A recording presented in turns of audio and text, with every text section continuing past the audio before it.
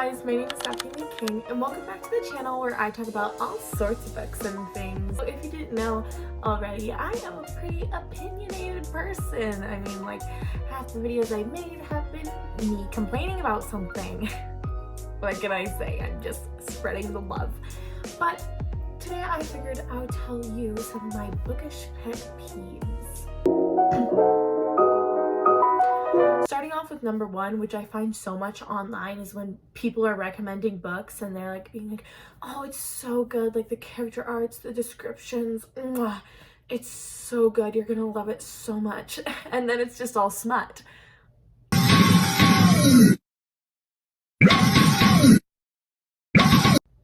What are we doing? What are we actually doing? Because I think a book that I've been looking at for a long time has been Fourth Wing, and I was like, you know what, that sounds kind of cool, like fairies fantasy, but like it's like a YA adult fiction, like it's gonna be cool, like wow. And then I read one more review and it was like, guys, don't buy this, it's just fairy smut.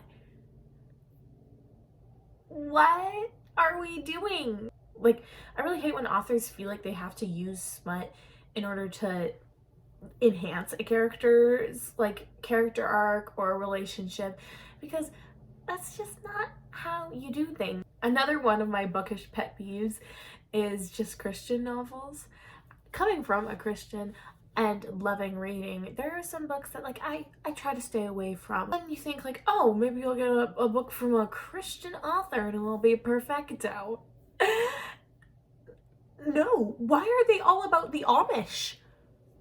Why are they all set in the 1800s? We're Amish. What are we doing? I think there's been one book series, Christian book series, and it was like mystery, but it was also like a sprinkle of romance in there, and it was glorious. I loved it so much. It's the If I Run series, and even not coming from a Christian perspective, I think it's a really good book. It's really well written. I really like the mystery that goes on.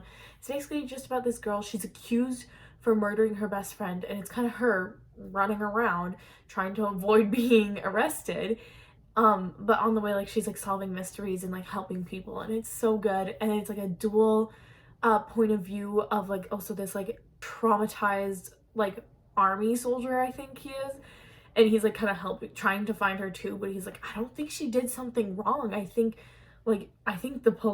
someone is framing her, but like no one will listen to him. And it's a really good book. I really like that, and I would really recommend it. Just please stop writing about the Amish. Yeah, I love to read Christian literature, but when it's just about, if it's just a chapter about churning butter, wow, I feel like I'm reading a history textbook when it's my recreational time. What are we doing? Another thing that I hate, that I feel like we all hate as a bookish community, is spoilers. And when people post something online and don't give spoiler warnings, like, this is a spoiler coming ahead, so just skip this little bit. I was reading the third book of the Hunger Games at school one day, and my friend came up to me, he's like, oh, you're reading the third book of the Hunger Games? I love that book. And I was like, oh yeah, it's like pretty good. I really like this series. And he's like, yeah, you know, have you gotten to the part where Finnick dies? And I was like, what? What do you mean Finnick dies? What do you mean that Finnick, what? And he's like, oops, were you not at that fight yet? And it's like, well, no. What are we? No, I wasn't. So then when Finnick died, I already knew it was coming, and it was like getting punched twice in the face. And like punched once, figuring it out, punched the second time when it actually happens, and just horrible. And spoilers for like TV shows and stuff like that kind of like ruin stuff for you, because I feel like for a lot of like really popular TV shows, I'll be like scrolling online and I'll see it, and it kind of like spoils the whole entire thing for me. So when it comes up into the TV show, like I'm not as shocked as I should be. And sometimes I do kind of spoil things for myself by looking ahead in the book. I'm sorry. Yeah, I know I committed a book war crime. I'm sorry, guys. Another thing that I hate is when spines don't match. I know this is just an aesthetic thing, but huh, I know that as an author, they put so much thought into things and stuff like that. So when the spines don't match and you can't find spines that do match, huh. This is a lower pet peeve because I'm not too peeved about it. I ordered most of these books online, so I didn't know if they were matching or not. So the Mark of Athena is slightly different than the rest of them, which is just like the cover is still the cover, the matching cover art. It's just like the little things.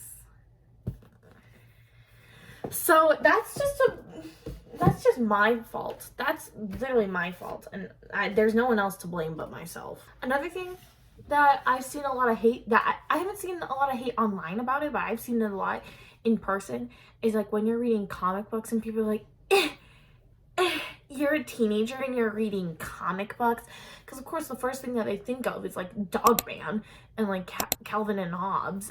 No, I stopped reading those last year, actually. I'm kidding. I didn't really read any of that stuff except when I was like 6 years old. When people say that, they don't understand, or even just about kids' books. Like when you're not a kid anymore and like you're still reading middle grade books, I feel like a lot of people are like, what are you doing? Like, why don't you just read books that are actually aimed at your audience? And it's like, well, I'm sorry that I don't want to read a book that's literally just smut, or watch a TV show that's literally just about sex.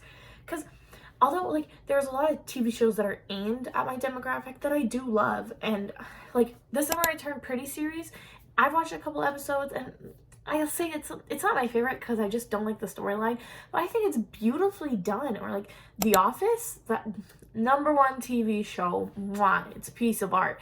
But there's some things that I love to watch, and yes, they're aimed at like 12-year-olds, but I can still watch those, and they handle a lot of like more serious topics. Middle grade books and TV shows still deal with death, still deal with like resentment and stuff like that, but like it can get resolved. Sometimes it's not resolved, but I think it's so well done in the middle grade area that I just can't see in like the teen area. And not only coming from like someone who likes reading and someone who comes from like an artist's perspective, it's really cool to see all the different types of art that incorporates like in that, like in Spiderman versus the Spiderverse, or Mitchell's versus the Machines.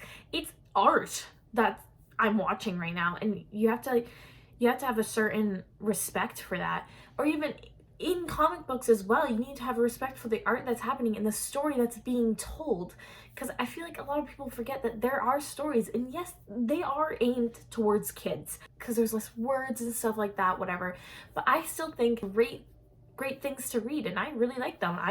Speaking of like books, when people rest their books on like by the spine like that on a piece of table for an extended amount of time, I get doing it for like maybe like 1 or 2 minutes, because at the end of the day, books are meant to be used. They don't need to look perfect all the time. But when it's like, oh, I'll read this again tomorrow, just close it. Just grab like a hair tie and put it between the pages.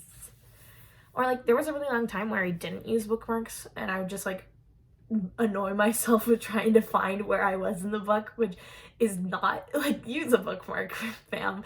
Even if it is just like a tissue or something like that, bookmarks are made for a reason. And please don't dog your pages, please. Also, something that I hate to see is like books that like there's no character development, or like characters have no redeeming qualities, or like they're just perfect. Like I feel like a good book is a book that I'm able to connect with the characters and see myself, and it's like, she is me, I am her. Or like feel bad for the characters and be like, want the good for them and want them to actually succeed, but when they don't have that, it's just like So I just finished reading that, couldn't tell you what happened, because you're just hating it and then you're just forcing yourself to read it, and I really don't like when that happens.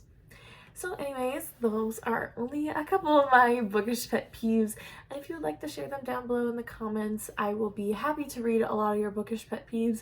And even if you don't agree with the pet peeves that I have, please tell me. I'd love to argue with you about that. But for now, that's all I have for you today. Bye-bye.